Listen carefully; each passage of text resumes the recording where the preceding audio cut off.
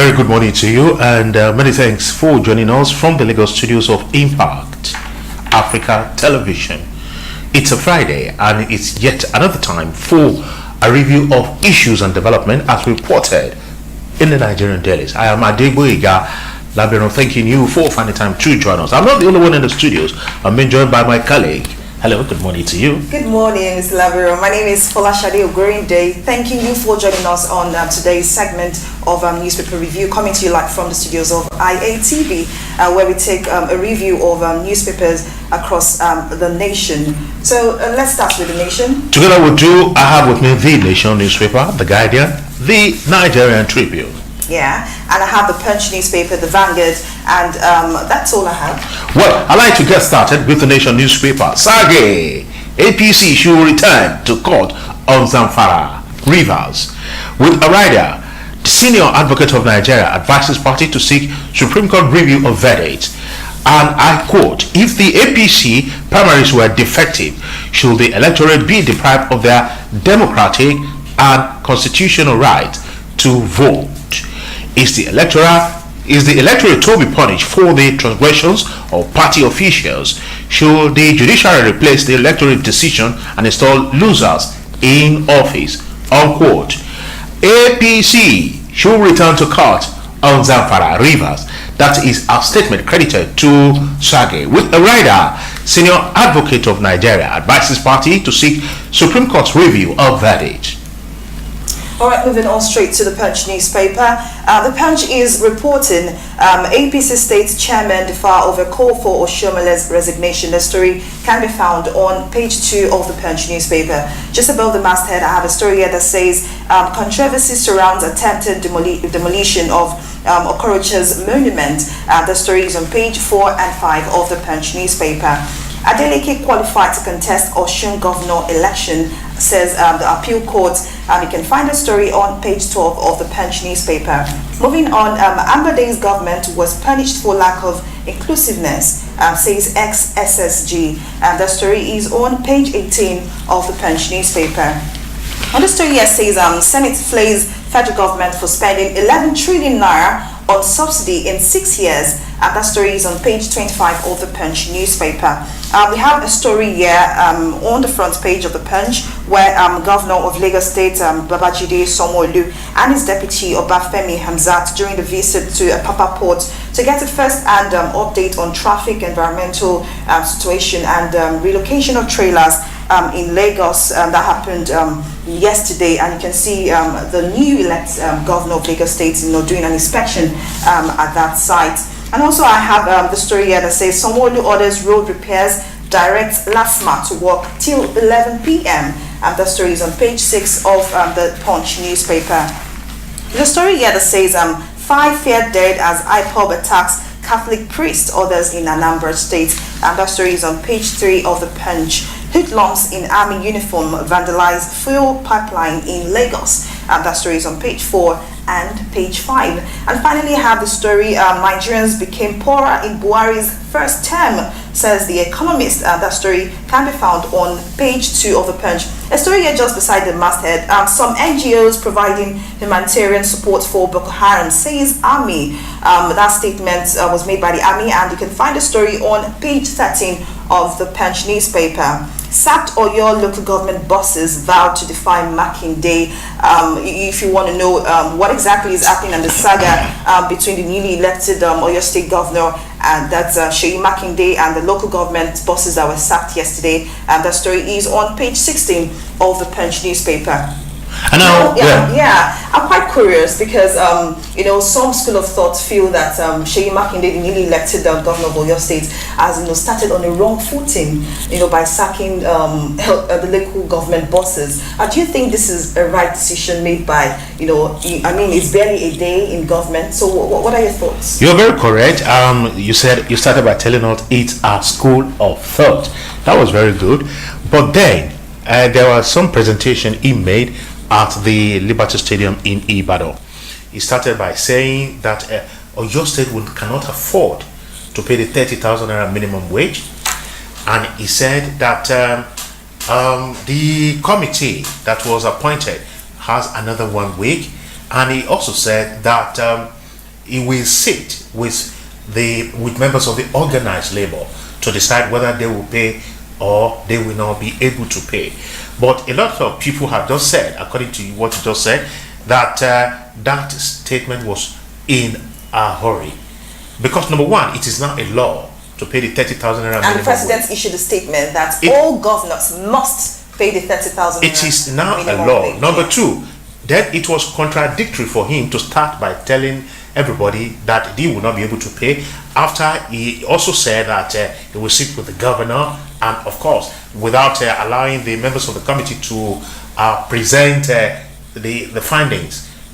Well, so with reference to this other one, a lot of people are of the opinion that consultation should have been made, and of course you have just said it, that the School of Thought says is starting on a very strange footing. Okay. I'll now go to the Guardian newspaper, where we have Senate confirms 11 trillion naira oil subsidy payment. Okay, 129 billion naira for marketers. That story is on page 3 of the Guardian.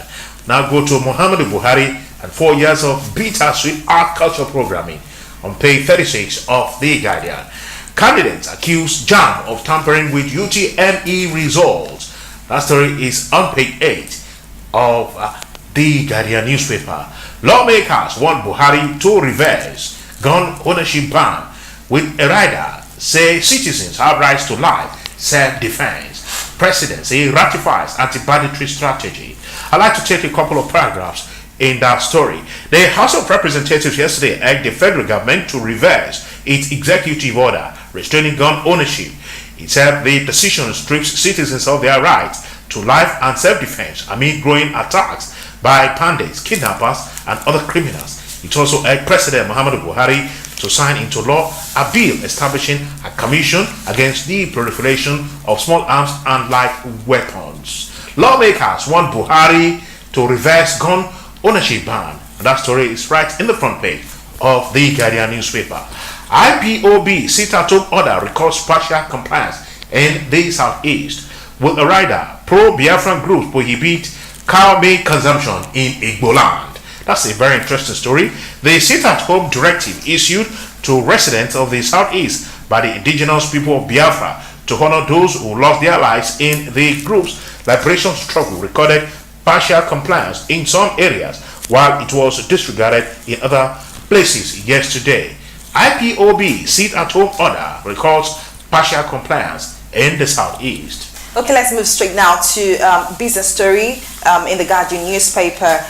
Federal government okays 22.6 billion naira pension balance for Nigeria Airways ex-workers. And, I find it quite interesting because we've had issues with Nitel, dismissed staff, still seeking a sort of, pension or compensation for the issue that happened in 2006. But luckily for this set of pensioners, they've gotten 22.6 billion naira pension balance from Nigeria for the Nigeria Airway workers. And I think it's a progress for Nigeria. It is a progress for Nigeria. You remember Adis Rika, the Honorable Minister of State at the Ministry of Aviation, wanted to start Nigerian Air.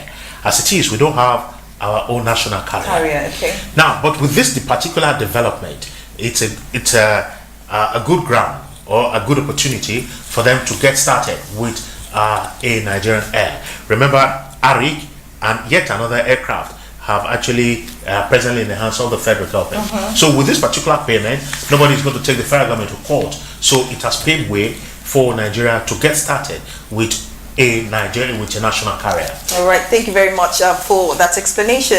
But let's move straight now to the Vanguard newspaper. And the Vanguard is reporting this morning on insecurity. Don't withdraw licensed guns, reps tell Buhari. And that story is on page 6, and it has a couple of riders say that would expose innocent Nigerians to more danger. Insist executive order can't override act of parliament. The last rider says urge president to sign national commission against proliferation of small arms bills. That story again is on page 5 of the Vanguard newspaper. I have a story here that says Oshomole APC national officers demand urgent meeting.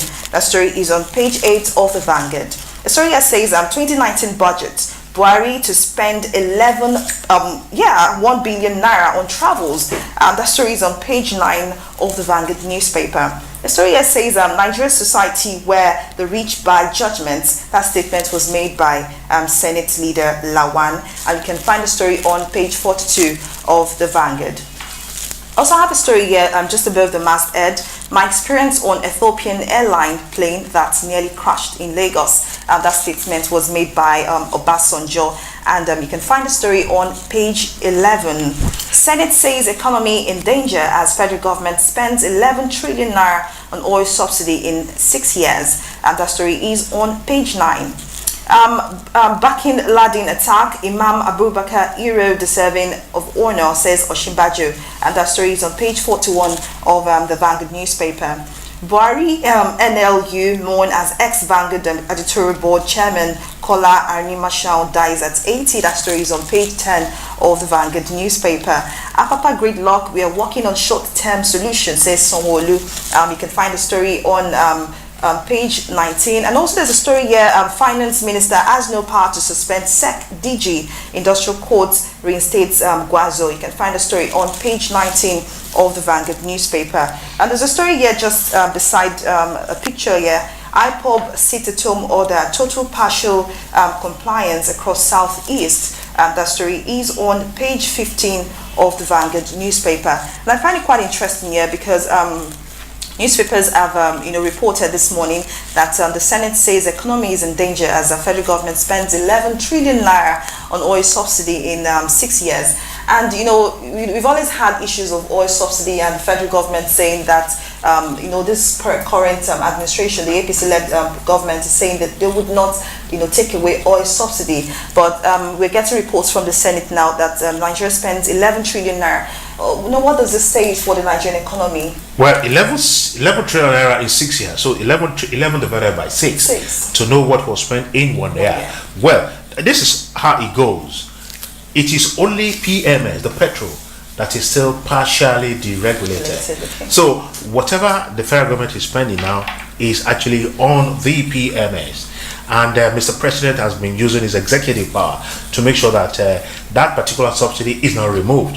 But talking about petrol, talking about kerosene, the LPG, that's our cooking gas, the diesel, all of these have been effectively removed and deregulated. So what they are saying essentially is that it's an historical reference because that money has actually been spent.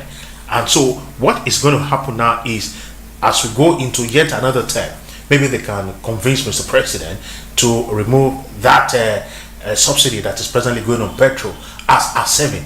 But Mr. President is very cautious of the effect on the removal of the first subsidy. Inflation, the ripple effect it's going to have on the Nigerian masses. All right. I have with me the Nigerian Tribune. Senate slams federal government for spending 11 trillion naira on subsidy in 6 years. And that story is on page 2 of the Nigerian Tribune. Joint reps to additional 129 billion naira subsidy payment to oil marketers. You see, that money is what they've actually owed over those years. Okay. Now, we're not talking about fresh one, the one that are actually in arrears. So, Oshun Adeleke qualified to contest appeal court rules. That's on page 6 of the Nigerian Tribune. Well, how do you see that particular ruling yesterday? Well, I think Adeleke, as he is, will be happy that he has finally been vindicated, because the law, the way the law interprets most times, because the law different from the way ordinary minds will interpret that is sat for the exam, that it doesn't necessarily have to make a credit level pass. Exactly. So, a particular fellow said it is now 1-1. That is one in favor of Boyega Etola and one in favor of Adeleke. So, but don't forget, Adeleke has actually gone to the Supreme Court to contend with the ruling of the Court of Appeal that actually situated Boyega as the current governor of Osun State. So we're now waiting for the ruling of the Supreme Court. Khan Afenifere frowns on Buhari's presence at OIC. That story is on page 6 of the Nigerian Tribune. 70th anniversary. Tribune organizes medical outreach, gives hundreds free drugs, eyeglasses on page 33. We won't vacate our offices, or your LG chairman tells Makinde. That's on page 7. it's going to be a big fight because it will take the Nigerian court to interpret this. He has used his executive power to ask them to leave. So you need judicial interpretation to see who should have between the Makinde and the local government bosses. But don't forget, those were those were local government that came into offices on the platform of APC. Don't forget, Makinde is a PDP man. So okay, let's not go there, but we just hope that I think we've seen it in Nigeria where when a government is moving out and a new one is coming in, especially from a different party. That's right. The usual tradition is that the incoming government sacks or sacks the ones who were there before. So I think that is more or less like a repetition of what has always happened. Yes. And I think it's nothing new in Nigeria. But there was people would want to serve with those that they're familiar with or observers of development in your state are of the opinion that there is no way Seyi Makinde will work with an APC local government chairman. So he needed to have, but don't forget, the House of Assembly is still in his favor. About 26 members of the House of Assembly are of the PDP. So for him now to be able to have a good grasp of the state, he needed to ask these people to leave who are of a different species. I think you would have his very good reasons for doing that. Yes. And I hope Oyo State is governed properly and everything runs smoothly. Yes, Sanwo-Olu declares a state of emergency on environmental traffic management. That story is on page 4 of the Nigerian Tribune. Court orders reinstatement of suspended SEC DG Guazo, and that story is on page 11 of the Nigerian Tribune. Well, that's about what we can afford to take on today's edition of your favorite program on television, AM Cafe. AM Cafe is a segment. Newspaper review is a segment of AM Cafe, and I guess we've actually delivered the mandate this morning. Exactly. Many thanks for joining us on today's segment of newspaper review, coming to you live from the stables of IATV, and I'm sure you've enjoyed what we've dished out to you today. My name is Folashade Ogurinde. I am Adegboyega Labero, thanking you for having stayed tuned, and I'm returning you to our studios in Ibadan for the next segment of AM Cafe. Good morning. Good morning.